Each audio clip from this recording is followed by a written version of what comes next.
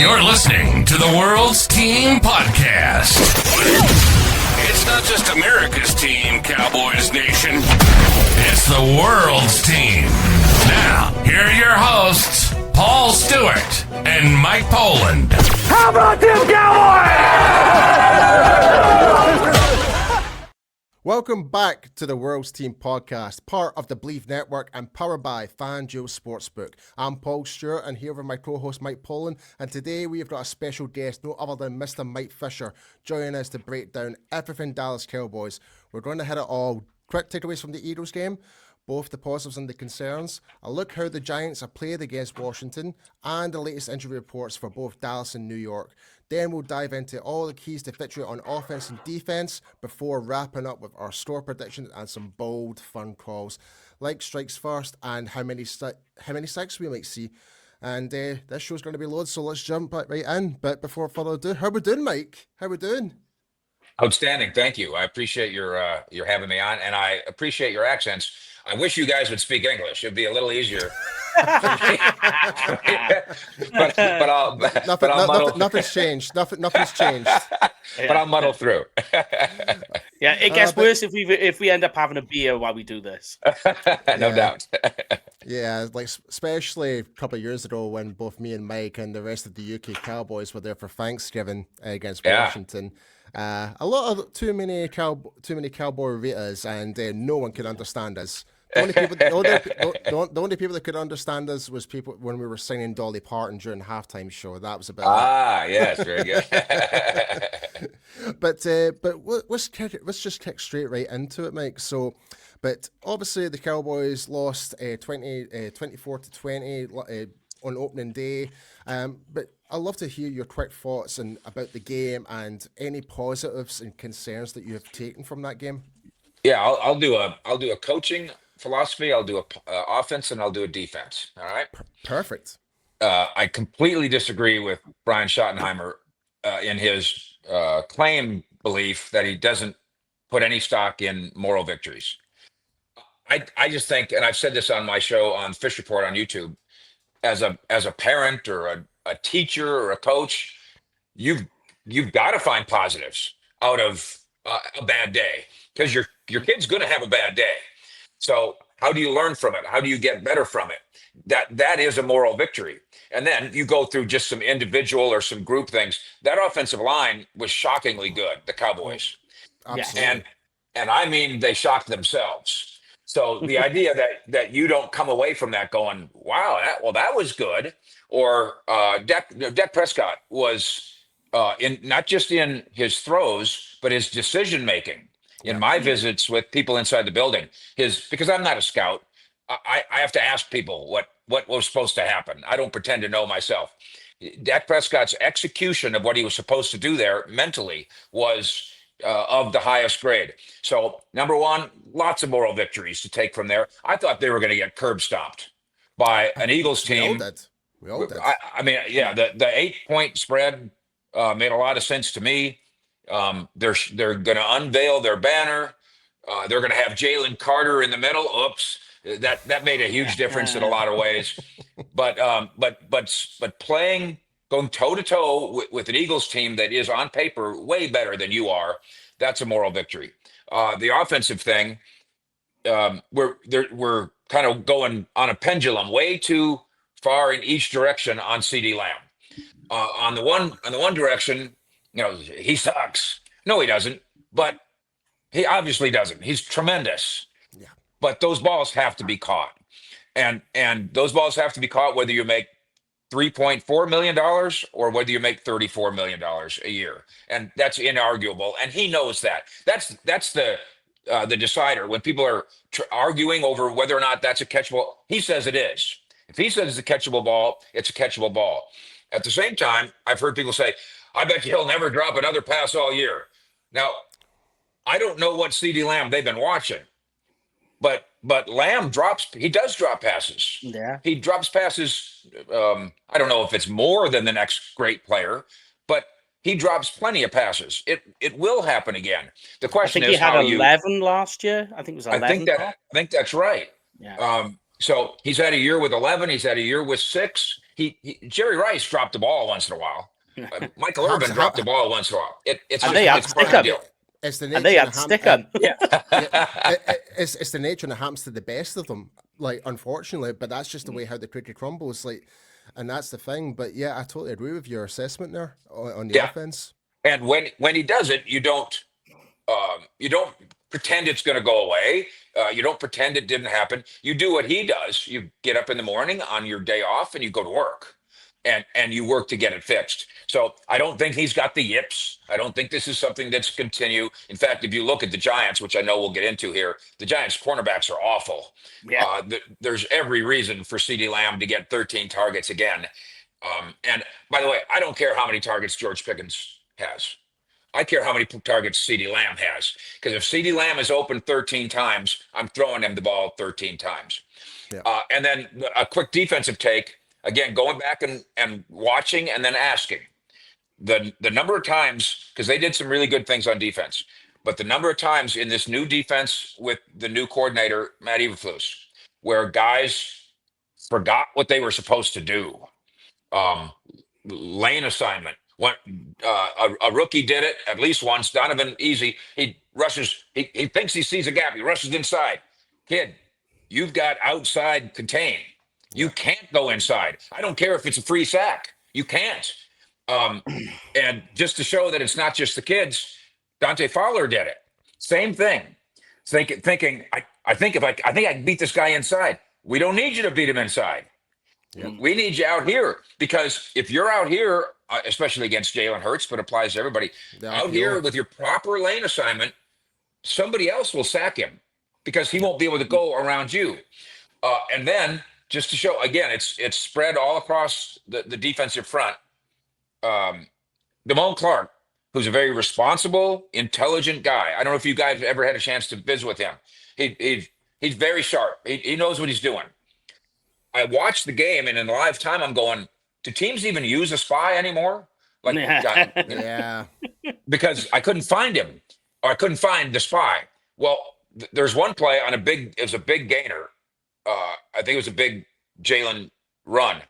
And he's running down the field, and they're way down the field, running around in circles is Damone Clark, who's supposed to have been the spy and just forgot. So get rid of those brain cramps on defense, and Jalen Hurts doesn't kill you. That's just 3 plays where you could have stopped him, where instead he murderized you, and you lost the game in large part because of it, not just because of CeeDee Lamb. Do you feel like the adjustments from the coaches, and particularly Matt Eberflus, in that second half, there was a massive improvement, especially with the run defense? Do you think that's a fair assessment? Yeah, the only thing I'd say about halftime adjustments, I think that's more in the movies than it is in reality. Because every time I talk to people about, over the course of 40 years now, covering the NFL, 36 in Dallas, what do you guys do at halftime? Well, we go take a piss. We change our undershirt because it's sopping wet. Yeah. A lot of times we get an IV, and then the coach gives a pep talk. So I think what happens with adjustments is, we've got this game plan that's yay thick, and I just think maybe we turn to another page that's already in the game plan. So the idea that we got Roger Staubach or Fran Tarkinen or somebody, Y.A. Tittle, and they're drawing plays in the dirt. I don't think we draw plays in the dirt anymore, and of course we don't even have dirt anymore. So no, I think that kind of stuff's overrated. I think it's, hey, we ran our first 15 plays the way we were supposed to. We're going to come out in the second half. We're going to run 12 of them a little different. And I think they just played better at different times. Play calling. Schottenheimer said it. Can we swear on this show, by the way? Oh, is swearing okay? Unfortunately not. Oh, okay. Sorry. All right. Schottenheimer said about play calling, he said, I've called some crummy plays. He didn't say crummy plays. Yeah. And I've called some crummy plays that I thought were going to work, and I've called some great plays. And what he's trying to say, without being tisk about it, is it's not the play calling. It's the execution of the play. Yeah. There's no bad play call. Even Barry Switzer, remember, now more famous than ever. What was it? Load left? Is that what it was? Yes. against the Eagles in 1990. There's nothing wrong with that play. They just stopped you. Yeah. Maybe there was something wrong with doing it again in the very next play. But the Cowboys running left, but behind the greatest offensive line of all time, with the most productive running back of all time, is not a bad play call. It just didn't work. Yeah. So in terms of like, so I suppose like, what did you think about like Kenny Clark's debut as well? Because obviously, like, for him to be in the building within 1 week after the Micah Parsons trade, like I think we've exhausted ourselves with the whole Micah Parsons scenario. But me, I thought it was a really impressive debut with the short time to play catch up and what he did on that field.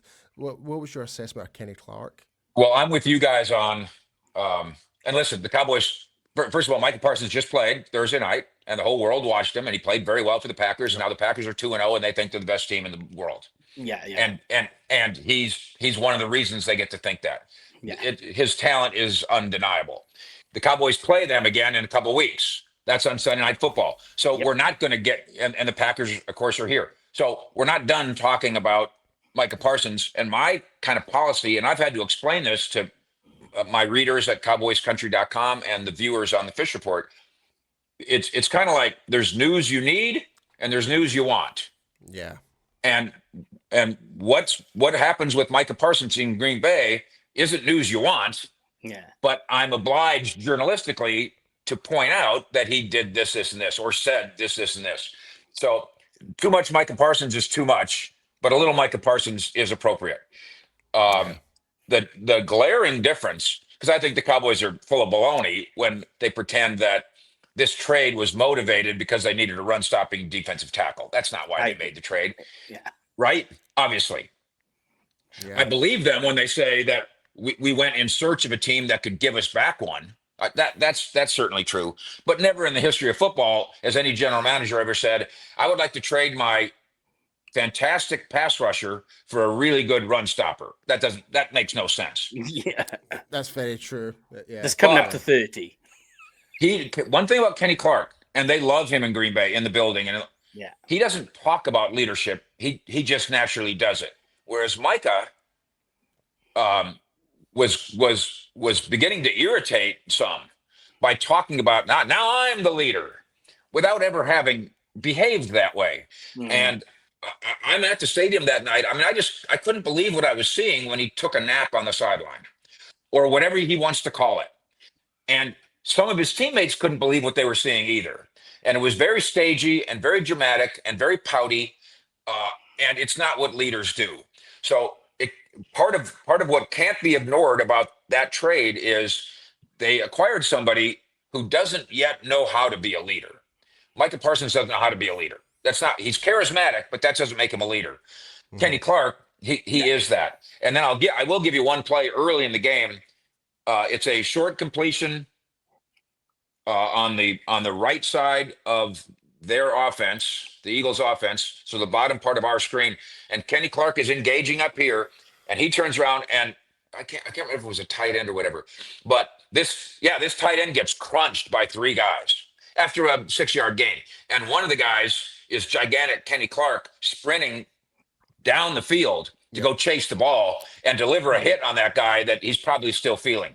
So a lot of good. Kenny Clark is not Micah Parsons as an impactful player. He's not, but it's not his. That's not his fault. Kenny Clark is a good player and a good guy to have on your team. That's to Kenny Clark's credit. Yeah, and me and Mike kind of talked about this on our post game. We had our friends from the Cowboys Can fan. Yep.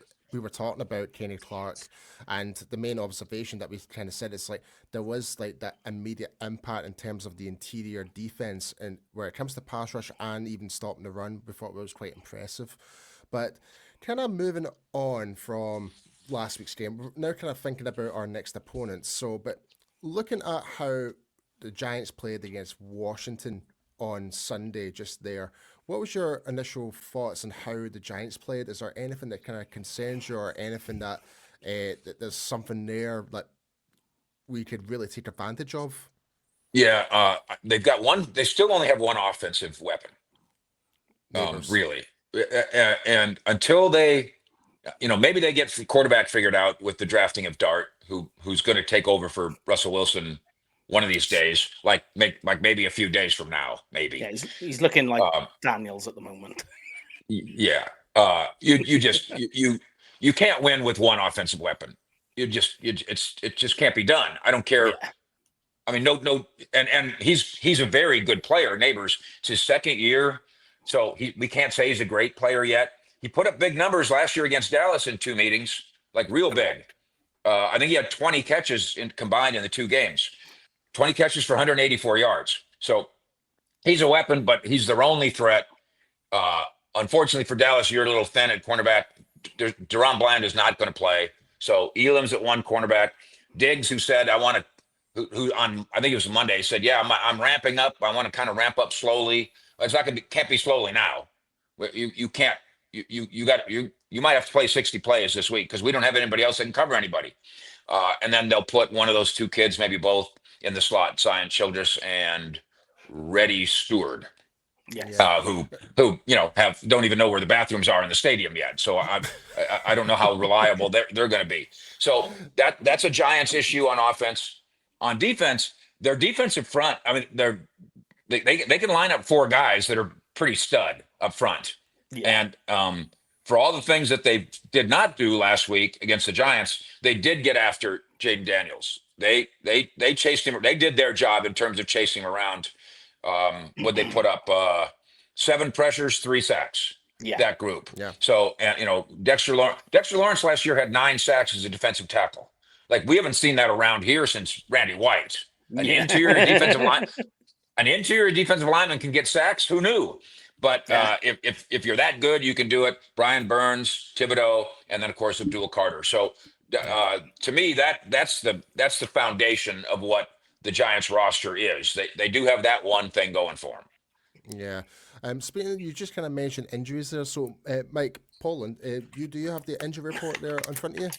I know it's a bit confusing because we've got 2 mics here. I know. Yeah, going to sound like an echo, yeah. But we're still waiting, obviously, on the Friday's practice report, which hasn't come out yet. On the Cowboys side, obviously, Mike won. He's already mentioned Fish. Fish. Will there do. We go. We'll go with Fish. Go. Yeah. Deron Bland out. He's non-participant. Looks like it could be multiple weeks as well. I don't know. Fish will probably have more information on that. Juan Thomas, obviously it's a related personal issue on that one. And Malik Hooker is also limited. On the other side, I think the most important one, Micah McFadden, who has been good against the Cowboys in previous years. He doesn't look like he's going to be participating. He's going to be out. But Andrew Thomas, I think, is the biggest one on that side with the foot injury. Yeah. Yep. That's huge, I think. Yeah, I mean, for me personally, I think this could be like a really good coming out party for like Donovan Izaraku if he can like stick to his lane and not kind of be that overcommitted. Like if Andrew Thomas is not playing, then it should be like a good blessing for like our defensive line to really excel. And I'm trying to remember. I can't remember the backup. His last name begins with B. His name escapes me. It's terrible. I can't remember his name. But he gave up, I believe, 9 pressures last week. So the Giants are there for the taking. Your team last year somehow was 2-7 at home. Yeah. And we know all the injuries part of the reason, and what I called blow it up, where management did not commit to last year's roster or coaching staff, and that impacted the outcomes, no doubt about it. And then the loss of the Packers in the playoffs just created a hangover for the entire organization. But you can't go 2-7 at home. I mean, nobody can. Nobody should go 2-7 at home, especially after this team. And you guys might remember the number, but was it 15 straight? They won at home before that? Correct. Yeah, that's right. Yeah, they went unbeaten the year before, and I think it was it was halfway through the year. It was about 15 games. That's incredible. It was from Mike McCarthy's second year to the 3rd season. Yeah. Yeah. I'm not asking them to win 15 straight, but not even a bad team should go 2-7, because if you win if you only win 4 games all year, you should have won 2 of them at home. Yeah. Yeah. And so let's get that fixed. AT&T Stadium should be a challenging place for an opponent to play. It's going to be a noon game, so it'll be a different kind of crowd. But wake up early, shake off the cobwebs, get on them early. Maybe force them into a quarterback change. You might even force them into a coach firing before you know it in New York. Who knows? This is by the Who knows? Who knows? He is on the Like, hot seat. Dable is on the hot seat. massively. And the way this sometimes works is for a general manager too, who's also on that hot seat. Yeah, definitely. We got a rookie quarterback. You got to give us some time here.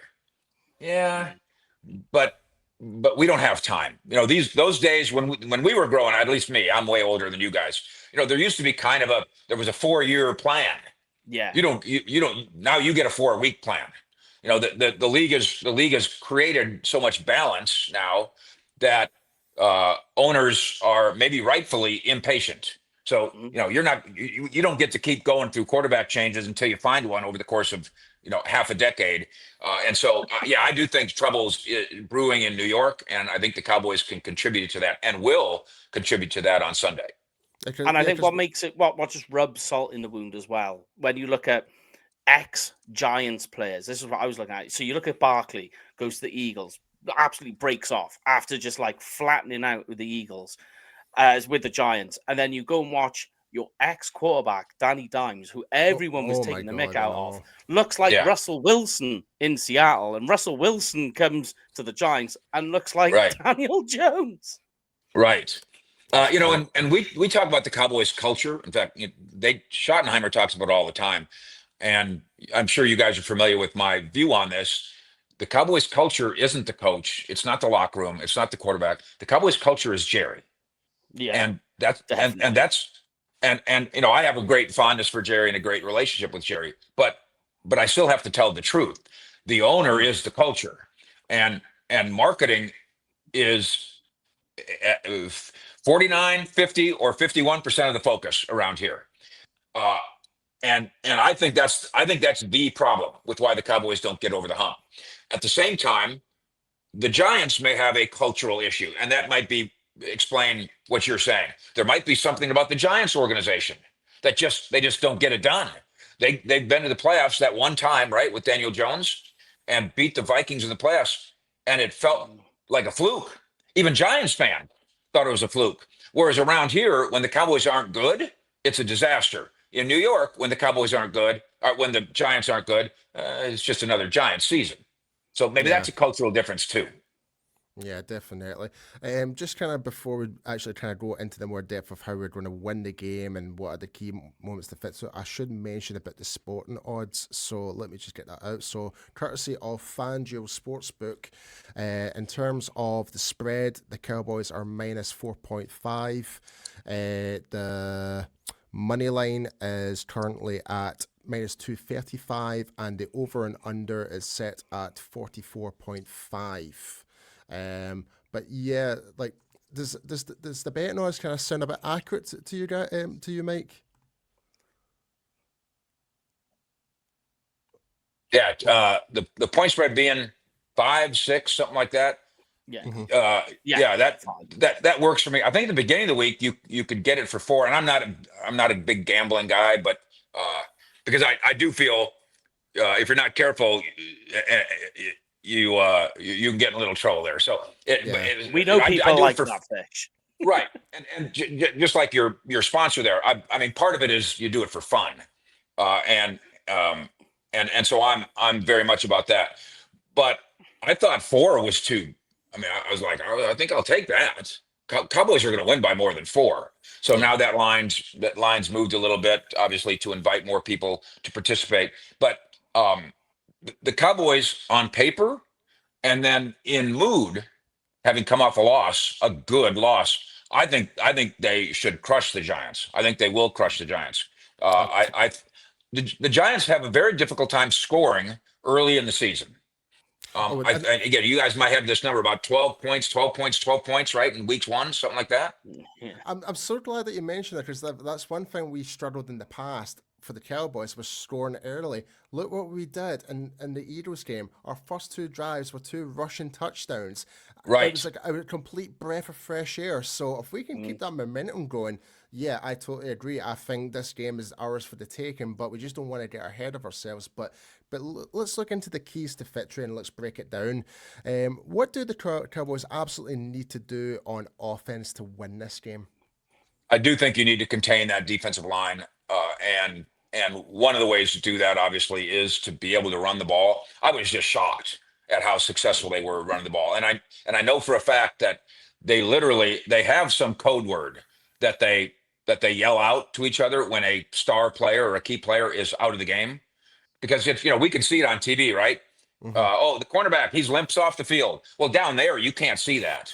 So somebody up in the booth or somebody, they yell whatever I think it's a naughty word.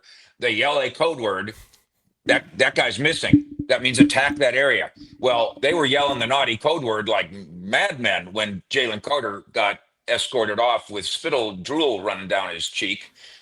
That was a gimme. Because there was no way that the game plan was we're going to have Javonte Williams run up the middle a million times. That was not the game plan. So there's your adjustment that we talked about earlier. They went to a different page in the playbook and said, "Oh, they're not strong in the middle anymore." For the taking. This team, especially as a pass rushing group, is strong in the middle and strong up front. So this offensive line, surviving them, and I don't think dominating them is necessary. Survive them. I think that's key number 1 to this game. Yeah, and in terms of on the defensive side of the ball, what area would they have to control? Would you say? The Giants last week, 4.5 yards per pass attempt. That's pathetic. Yeah. And the Cowboys average so, more than that on rushing. That's correct. And so we go back to Malik Neighbors, and I don't know. Do you shadow him and follow him all over the field? Do you do it with Diggs? Is he up to that? Do you do it with Elam? I don't know strategically what Eberflus's answer will be, but we know who the guy is. They're not going to. Russell Wilson's not going to kill you running anymore. They got a good player in Tracy, but he's not like the good player they used to have at running back. So find a way to control Neighbors. And by the way, in this era, this lifelong now era for you guys of wide receivers is pouting divas. Wide receivers who they're screaming when they don't get the ball. When they look at the scoreboard and they're behind, they sit on the bench and put a towel over their head. All this act. Malik Neighbors is one of those guys. So we can call him a front runner if we want to be mean about it. But go ahead, get ahead of him, get him pouting, get him on the sideline with the towel over his head, and you've won the football game. Yeah. And I think the way as well, I think to get Neighbors involved, what they're going to do to counteract a weak offensive line and Dallas's pass rush, I won't worry about the deep threat. I think they're going to go quick passing, fast tempo to try and counteract that because they know that they've got to. So I'm making sure Diggs comes down, plays press. Yeah, you want Diggs on him. Yeah. And get in close, get in his face. Right. And maybe do it for 60 plays. I mean, really, if Diggs is up to that. By the way, I thought he was tremendous in week 1. I wish on his attempt at a sack. Good. Yeah, and the pitch count was in control on the sack. Yeah, just right. You know what he didn't do though? And you guys are film watching guys, right? Go back and watch it. He attacks the wrong shoulder. He attacks the back shoulder instead of attacking the front shoulder. And if you attack the back shoulder, Jalen Hurts just steps up. If you attack the front shoulder, he's got to spin out, and now somebody else is there to get him. So just, especially on defense, not just CeeDee Lamb, these little tiny intricate things that if you do them, not perfect, but just do them the way you're coached to do them, the Cowboys win that game, and they'll win this game.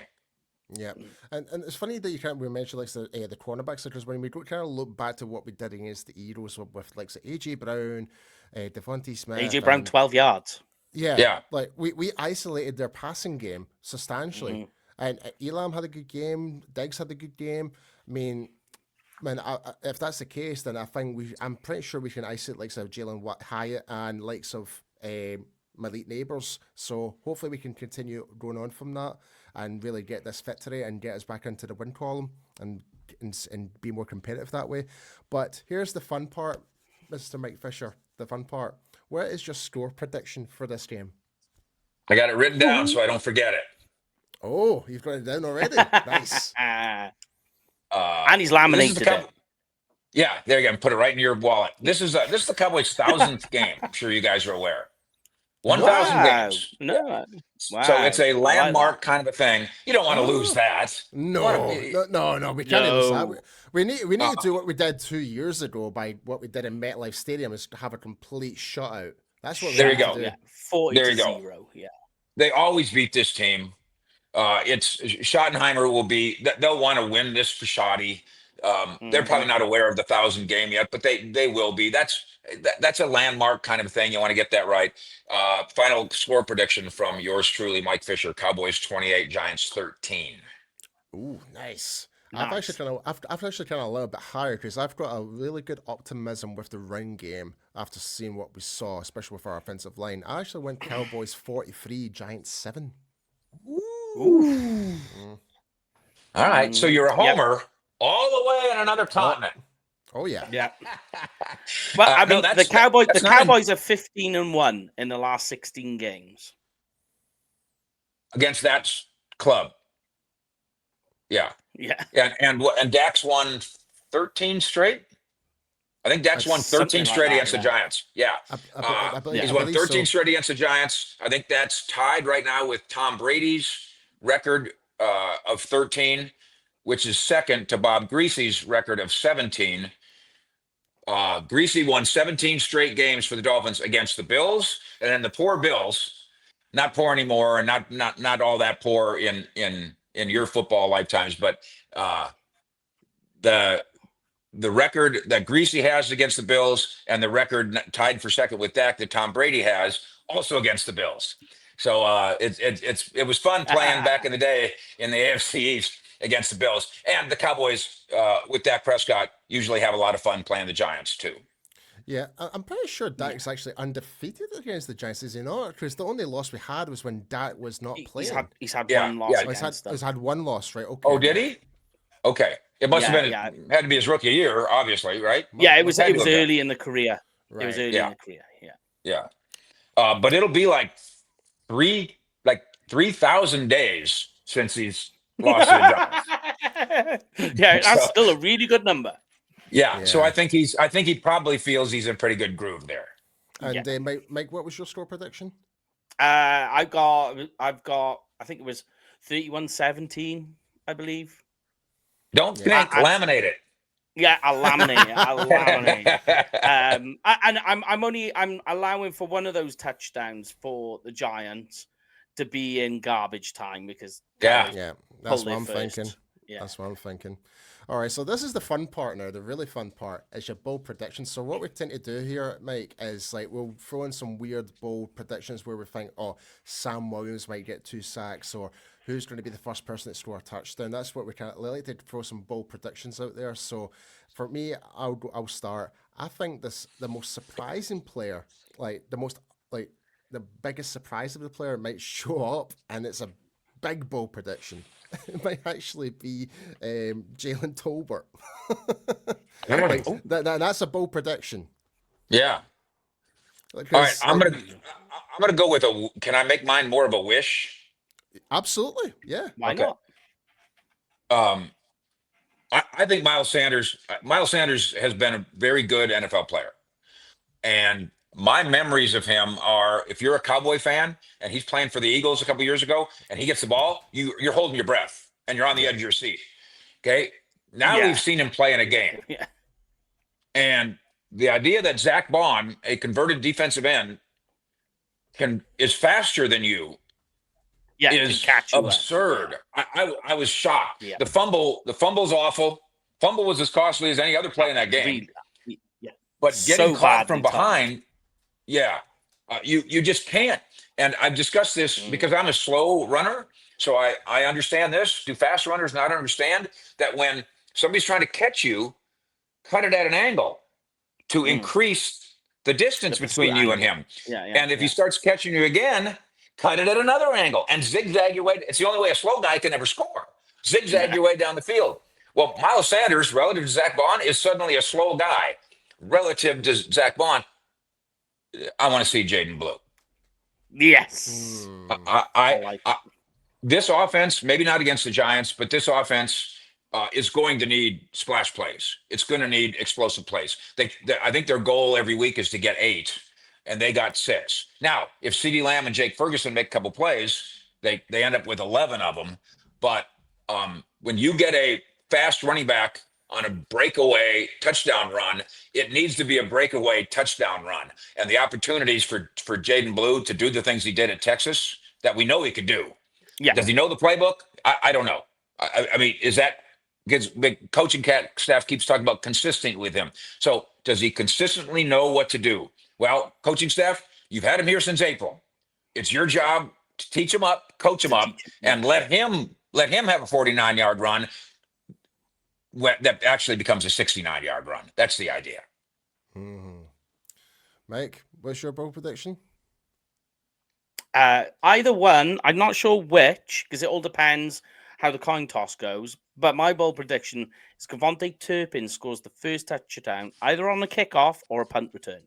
Oh, I like that. That is bold. Depending how the coin toss goes. Yep. Sure. Yep.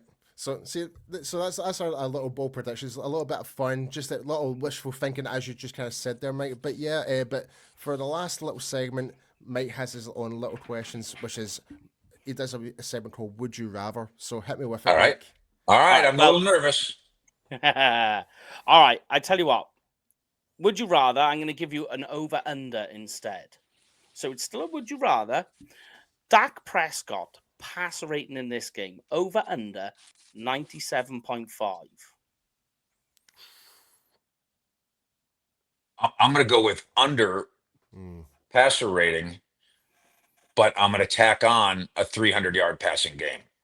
Nice. Yeah, I think They're cornerbacks. They're so vulnerable, those cornerbacks. And CeeDee Lamb, him and Dak will want to prove something. And for that matter, Dak and George Pickens might want to prove something. I might throw the first ball to George Pickens. Just okay, we know who you are. We remember you. Yeah. But don't forget Dak Prescott. Don't forget Jake Ferguson as well. There we go. Sure. So efficient enough, but a 300-yard passing game for Dak. Love it. I like it. Paul? Right. Yeah, I totally agree. I'm under as well. Do you have one more? I can give you another one. All right, I can give you another over/under. Cowboys average yards per carry in this game 4.2.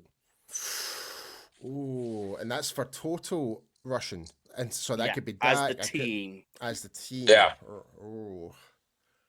Oh. That's close. I thought last week was probably a little flukish to get that number. So I'll go with under. I'm going to go over. I feel very optimistic. Being the thousands game that Mr. Fisher just mentioned there, I think it's going to motivate our Cowboys to that big, massive rushing game we've been craving for years. So I'm going to go over on that one. All right. Do you want one more? Do you want one more? All right, let's go for one more. Then we'll close the show out. And right, close the show this is out. the trickiest one. This is the trickiest one I could think of.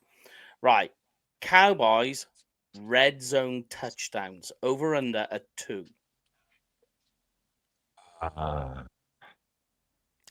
over. Based on my scoreline, I'm definitely. You're way over. Yeah. Yeah, and I got to score 28 points, so I'm over as well. Yeah.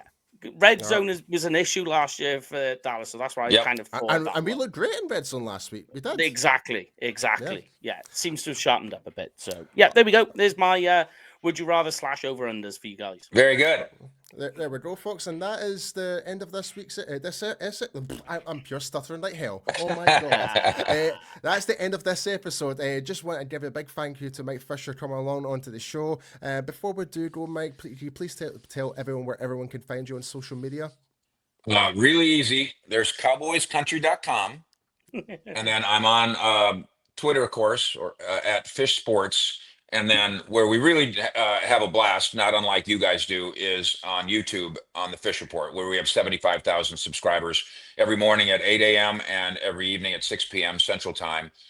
We go live, and a lot of times we're inside the Star, which is right across the street from where I sit, and we do it the way that there's some traditional journalism still around here that I think matters, and so we do it the way that I've been doing in Dallas for 36 years.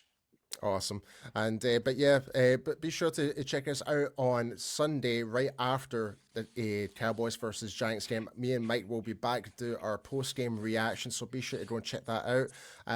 Before we do go, like as always here at the World's Team, it's not just America's team, it is the World's Team. We'll see you guys next time. Have a good one, folks. That's a wrap on the World's Team Podcast. Smash that like button and hit subscribe, Cowboys Nation. This ain't just America's team, it's your team. Touchdown! It's the World's Team, only on Believe, where real fans live. How about them Cowboys?